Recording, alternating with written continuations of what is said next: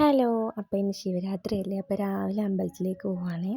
അപ്പോൾ ബസ്സിന് പോകാനായിട്ട് ഒരു 8 മണി ആയപ്പോഴത്തേക്ക് ഇറങ്ങി. അപ്പോഴത്തേക്ക് ബസ്സുണ്ട്.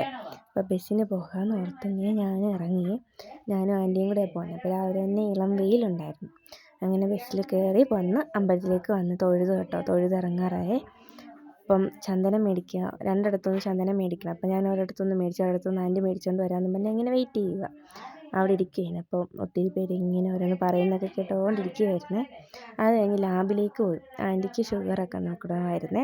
അപ്പോൾ അതിലേക്ക് ലാബിൽ പോയി. അവിടെ പോയി വെയിറ്റൊക്കെ നോക്കി. എന്നാലും വെയിറ്റ് കൂടുന്നുമില്ല കുറയുന്നുമില്ല, ഒരളവിൽ തന്നെ നിൽക്കുകയാണ്.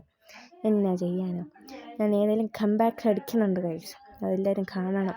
അപ്പം ഇതെൻ്റെ ടീച്ചർ തന്ന ഉടുപ്പാട്ടോ, അല്ല നെറ്റിയിൽ ഞാൻ തയ്ച്ച, അത് ഞാൻ ഇന്നലെ വീഡിയോ ഇട്ടത് തയ്ക്കുന്നത്.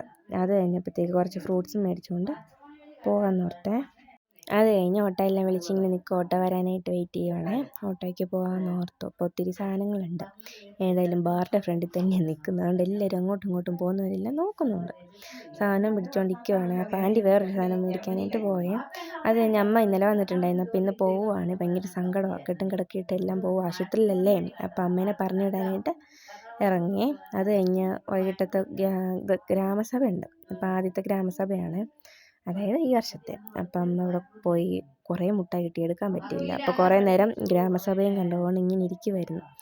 ഒത്തിരി നേരത്തെ പ്രസംഗമായിരുന്നു. ഭയങ്കര എന്തോ അറിയാവുന്ന പോലെ അങ്ങ് ഇരിക്കുമോ എല്ലാം കേട്ടോണ്ട്. ഒന്നും മനസ്സിലാകുന്നില്ല. ഭയങ്കര ബോറടിയായിരുന്നു. എല്ലാം വല്യമ്മമാരായിരുന്നു. അതുകൊണ്ട് ഭയങ്കര ശോകമായിരുന്നു. അത് കഴിഞ്ഞ് രാത്രി ആയപ്പോഴത്തേക്കും ഞങ്ങൾ തറവാട്ടിൽ വന്നു. അപ്പോൾ അവിടെ ഞാനും എൻ്റെ കൂടെ വേറെ ബെഡ് എടുത്തിടാൻ, നല്ല സ്പോഞ്ച് പോലത്തെ ഒരു ബെഡ് എടുത്തിടാനായിട്ട് ഇരിക്കുകയായിരുന്നു കേട്ടോ. ബാക്ക്ഗ്രൗണ്ടിൽ ഭയങ്കര അലമ്പാണ്.